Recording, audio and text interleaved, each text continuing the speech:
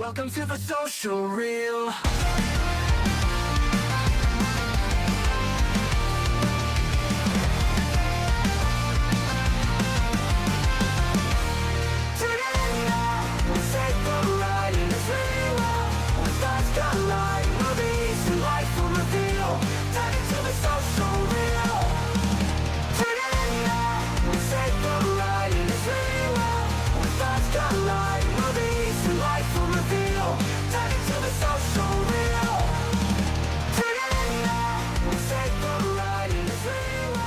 Hello, my friends. We meet again. It's been a while. Where should I begin?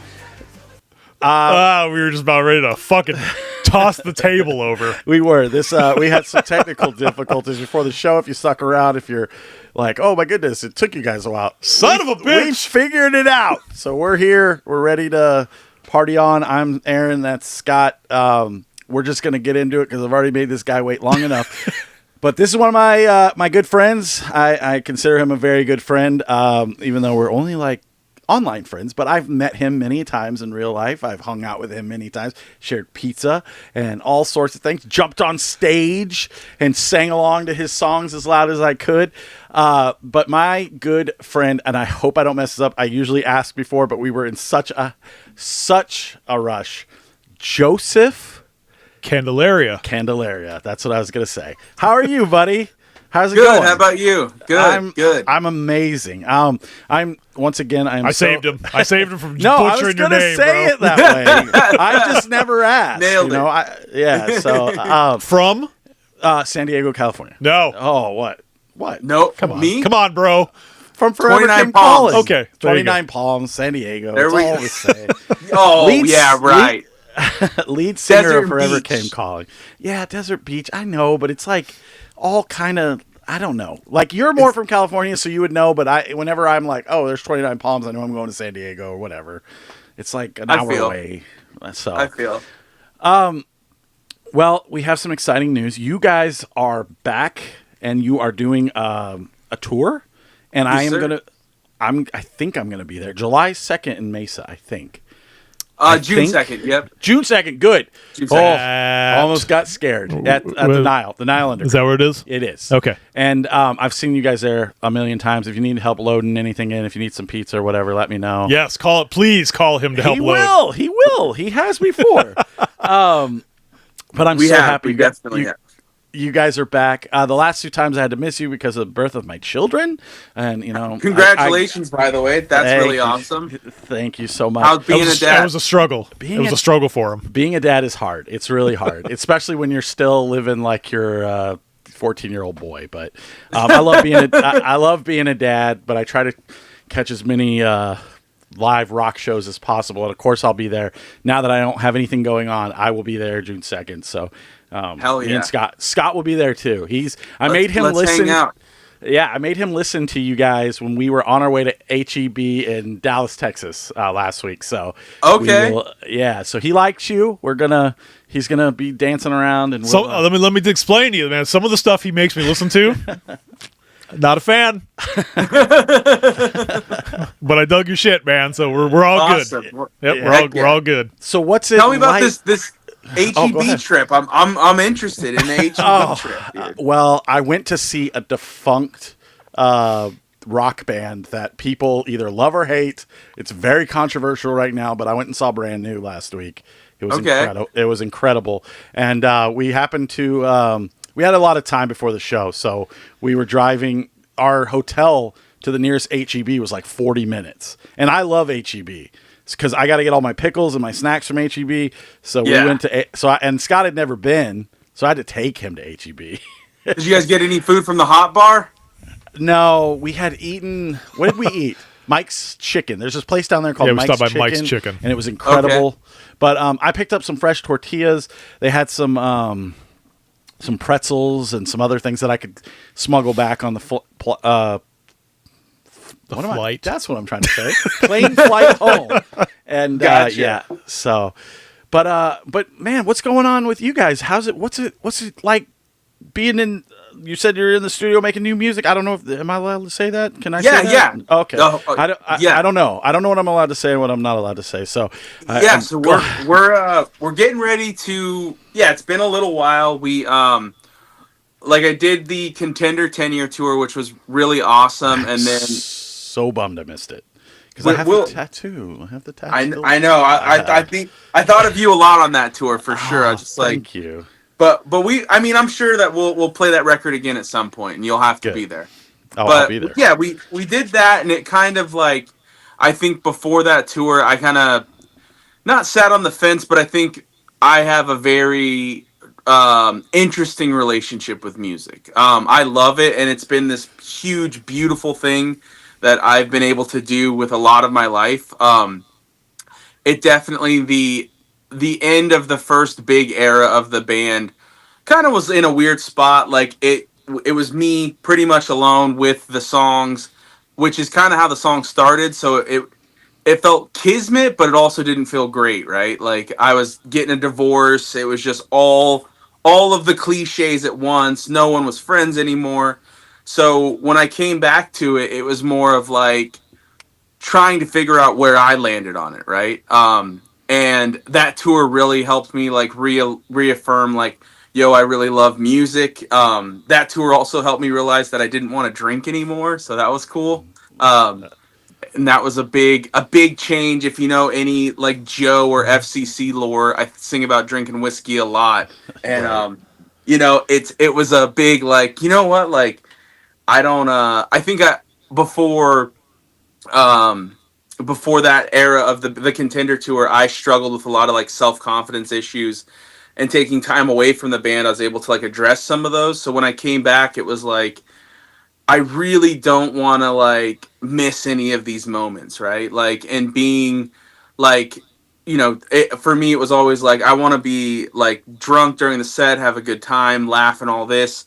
And then I started to realize, like, yo, like I remember everything, but like I'm not feeling it the same way. So it was a big kind of like come to Jesus moment of just like, yo, do I love music or do I like love this lifestyle? And I realized like I just love music. I love playing it. I love connecting with people.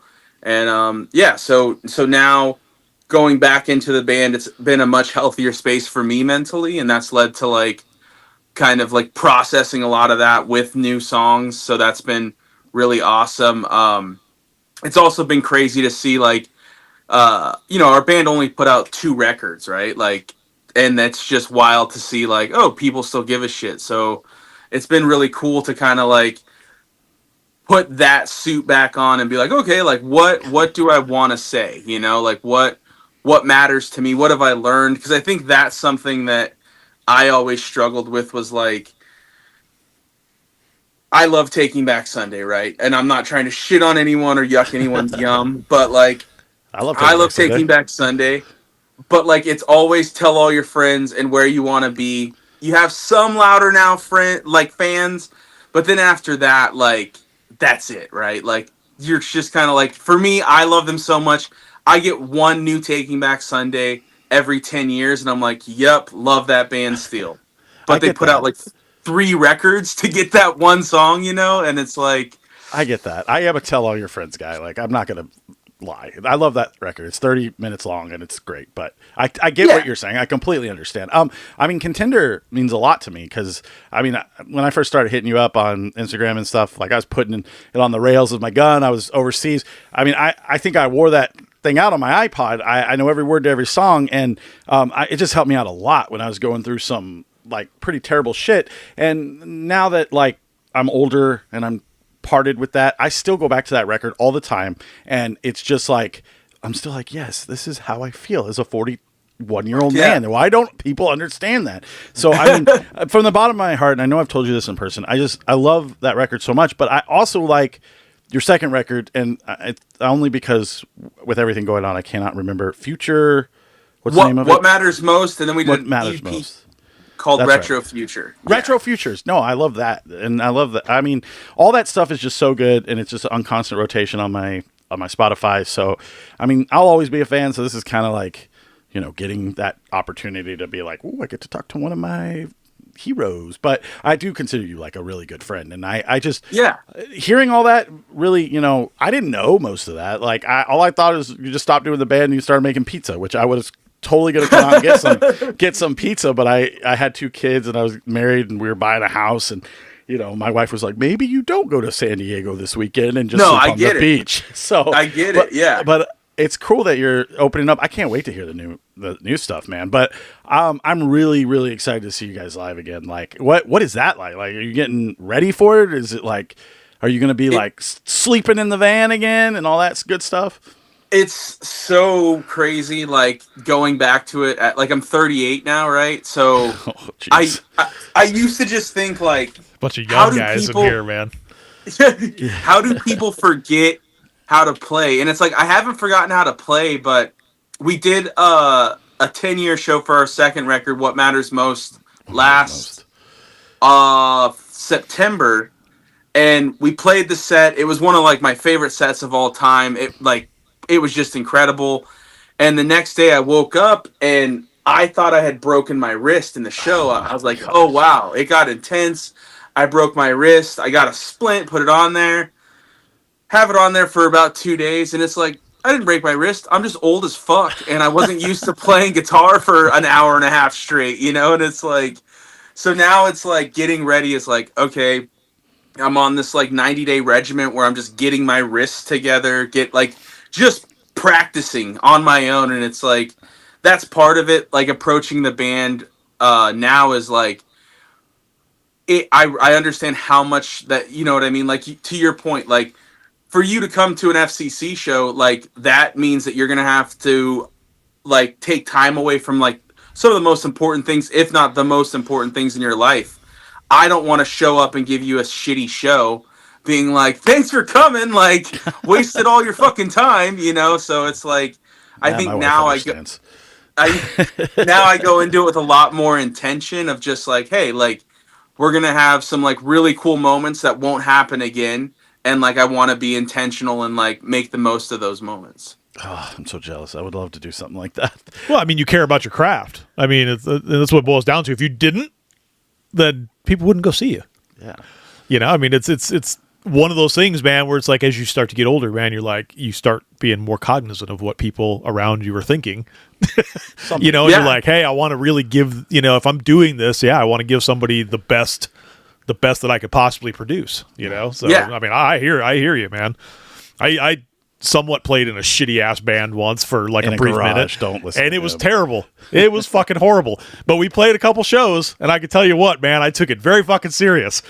Yeah, that's what and that's super admirable, and I think how it should be, right? Because I think that's something that's big. That's a new mind frame for me. Is like, I don't care if you're in the local garage band or fucking the E Street band with Bruce Springsteen. It's all the same. Like, It's the same headspace. It's the same work dedication. Like, if you're about your craft, like, I respect anybody doing it because it's fucking hard. And I think something coming back to music is like, I don't give a fuck who you are. You know what I mean? Like, we all shit the same. Like, I don't care. Like, it's like, I love hanging out with people, but I'm there for a good time. And if that's not your vibe, then we probably won't get along. Yeah. And your shows are always just so energetic and so much fun. I know, don't say Arizona. Don't lie to me and say Arizona. I know the Nile Underground sucks. What are some places that no, you are not at most... all. I love it. Really? It's so... Nile's got some history, man. So tiny. And that area is so lame. Like, it's where I get my tattoos. Like, I get my tattoos down there now. And it's just like, there's nothing to do down there, like, at all. Like, I want to go get good food. There's a good taco spot kind of like right next door. So we'll have to get tacos on me. I'll buy you tacos. But do it. What are some of the cities you're most looking forward to seeing again? Like, what's some places that you're most looking forward to playing? Like, who are you like, oh yeah, we get to go here and experience this? I'm really excited to get, honestly, everywhere. I think that sounds like kind of like a cheeseball answer, but it is like, I mean, even Arizona, like Phoenix, because for me, a lot of this tour, right? Like, I'm older now, I'm in a career, and it's like, I don't know how much longer we'll be able to, like, not to say that it's ending at all, right? But like, I don't know how much longer we can hit like all these markets. So I'm just very thankful that we get to do it at all. So like I have like plans, right? Like Arizona, something I love is there's a cool toy store like slash like card shop right down the road, which I love. I don't know if it's still there, which would What's suck if it Do closed. you know what it's called? I think it was But like Golden Age or something like that. I can check. downtown. Um, yeah, Downtown in Phoenix or gotcha. downtown Mesa, like literally right down the street. That's what I'm saying. That whole area is completely changed since since I want to that say the last sucks. time. It's you guys- changed. Yeah, it's probably changed a lot if it's been a couple years. Remember where we Yeah. we got pizza? That's Yeah. now a taco shop. That's what I'm saying. It's Oh, like okay. that's how changed it is, and it's all like they try to make it like I don't even know how to explain it. Like it's I just- looked up Golden Age, and I'm sorry, dude. The first one is Golden Massage, so that's what you're gonna have to deal with. We'll figure. You're gonna have Golden to get Massage. Golden Massage.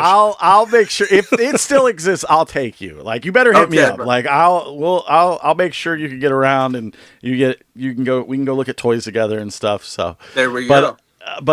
yeah, no, that's cool. I just every time I see these, I'm like, so what I do now, because my wife works for Southwest Airlines and I get free flights, is if there's a band coming that I like brand new or whatever, but I say, oh, I've never been to Nashville, so I'm gonna fly to Nashville. I'm gonna check that out. You know what I Yeah. mean? So I'm just curious if it's the same for musicians where they're like, oh, I get to go to, this part of New Mexico or this part of Yeah, Texas.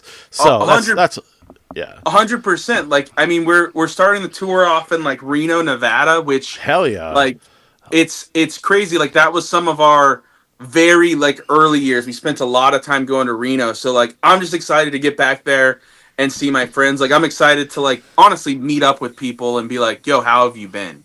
And Yeah. just because I think like punk rock, the world's in a crazy place, but punk rock is this cool community. And I think in a lot of like local, because I mean we're a national band, but it's a lot of like I feel like in shows like ours, you see a lot of the same people that you see at other shows. Oh, So yeah. it creates its own unique community, and it's like cool to like be able to microdose different communities and be like, oh, dude, they have this cool thing here that they don't do here. And I know when we go to like Dallas, we go to Fuel City Tacos, right? Like, so I'm excited to get back there. I've Mike never heard of that. Zemer, he does this fest called So What Music Fest, and he owns a bar now. And it's like I don't drink anymore, but I'm excited to go to Mike Zemer's bar and have a Shirley Temple, because it's Hell like yeah. I've seen that guy book, like, still he'll book the smallest shows and then these huge festivals, and it's just cool to see him as a person grow. You know what I mean? And like we've been friends on the internet for 15 years, and it's like it's badass to see your friends do cool shit, and I think that's something I'm really looking forward to. Heck yeah, man! I think we've been friends since 2012 because I deployed in 2013, and I remember our my messages on Facebook. yeah, my buddy Kevin. We were going to Tucson. I don't remember what for, but he was like, "You have to hear this CD," and then I stole the CD from him, and I never gave it back. But yeah, man. Well, I'm so like happy for you, and I'm so proud of everything you've done. I mean, you're my friend, so I care, and as long as you're happy, I'm happy, and I can't wait to hear the new music. I can't wait to see you on tour. Before I let you get out of here, is there anything else you want to talk about? Otherwise, I'm going to let you go. We have a new song coming out. It's called "Still the Mick Foley of Pop Punk." Hell yeah, Fallout Boy I'm a- title. Yeah, I'm a big pro wrestling guy, and like I met always- Mick Foley. that's badass. That's like Yeah, it was fun. I went through a big phase where like I was like, I don't know, man, who do I still look up to from my childhood? And Mick Foley's like the one guy that's like jumping off ladders and shit, and it's like that guy. That guy's just a good guy. Like he's just down to take a bump. That's awesome. Any Ninja Turtle songs? Because your passion for Ninja Turtles is always makes me happy. I have a Ninja Turtle like mat and like keyboard and like mouse and stuff, and I'm always like, Dude, yeah, I love Ninja Turtles. My wife made me this cool. I don't know if you can see it, but she painted that's sick. a little Joshua Tree. This is Mr. Incredible, but she made it That's, like FCC action figure. So Dude, that's amazing. dated 2012 and everything. I was like, that's badass. That is badass. All right, man. Well, like I said, we'll get you on again. I don't worry, I won't bother you during the tour, but we'll come out and see you in June, and we will, we'll get some food and we'll have some conversations. But I really appreciate you being on today. Head over to Instagram, follow Forever Came Calling, follow Joe. He always posting awesome stuff, and although we don't align politically, we're still really good friends. Not that that's a big deal. I just don't want anyone to be like, "Whoa, hey man, what are you doing?" Yeah, but, I think that's good though. It's good to have friends that don't think exactly like you. 100%. And 99% of the people that live in this world can get along without bringing politics into it. It's so crazy to me. I love all your posts. I love everything you do. I love everything you put out, and I can't wait to see you, man. Thank you so much for coming on today. All right, love you, brother. Have a good day, folks. You too, appreciate it, man. We'll see you next time. Bye. Oh, so yeah, make sure if they come to a city near you, you head out and see Forever Came Calling. You can head over. Can read that. If you can read that. If you're watching your 65-inch screen TV, find your location there. Or find your head date. over to the Forever Came Calling All Captains Tour Facebook page or Instagram and see if they're coming to a show near you. It's worth your while, but what's your while? We'll play out some at the end of the show. Yes. We'll give you a little snippet of it. Just a couple things to get through while we're here. I did get a chance to see one movie over the week, even though I don't have a job and I could have seen a lot. I'm a working man. Working man. I'm Jason Statham, working man. I just happened to be working. I here, was and working and stuff happened. So this is interesting. There is an interesting thing about this film. So this was written... Other than a most normal Jason Statham movies? Yeah. Written by Sylvester Stallone. Okay. Directed by David Ayer. Here's my thought in my brain hole. Because I think this was a throwaway for an Expendables, a backstory for Jason Statham's character in the Expendables. Okay. Because of those two reasons. I could be right. But it's not the same character, though. It's not the same character. Okay. But you're thinking that it was at one point. Because he's from the British Army. He has all the... has a particular set of skills. They're like, fuck, we kind of fucked that up, so we just got to change it. This is literally taken if it was a Jason Statham movie. That's every Jason Statham movie, though. I know. But... Hi, welcome to Spirit. How can I help you? So, costumes are down there. My daughter's been taken. Pretty much. I'm in. I'll go find her. So he has a job at a construction site, because he's the blue collar is guy. irrelevant to the film. No, he's relatable. It's irrelevant. There's no reason for it to be a thing. He's relatable. Look, he's holding a shovel. No, that's a hammer. He's holding a sledgehammer. He breaks concrete with the blue collar men. The daughter of Michael Pena, who's in this film for 15 seconds. I think he has 15 seconds of screen time. Gets kidnapped, and he has to go get her back. But of course, he's like, "I'm out of the game. Can't do it." Oh, of course. Yeah, I don't do that. Then anymore. he talks to David Harbour, who is a blind, super awesome guy. Is he the guy with the shovel? He does not have a shovel. No. He was in the military with him. He has all the gadgets and the guns. Buddy, his military guy. Yeah, he's blind now. Oh, he's got is it in the bunker in his basement? Yep. Does it have a flip door? Of course. David Harbour. A bookshelf where he pulls the book and it flips around. And he's like, "Oh yeah, you got everything here, man." Once he speaks to David Harbour, he has to go find the girl, and he's not gonna stop until everyone's dead. This movie it's a megalodon. This movie is really, really, really, really fun.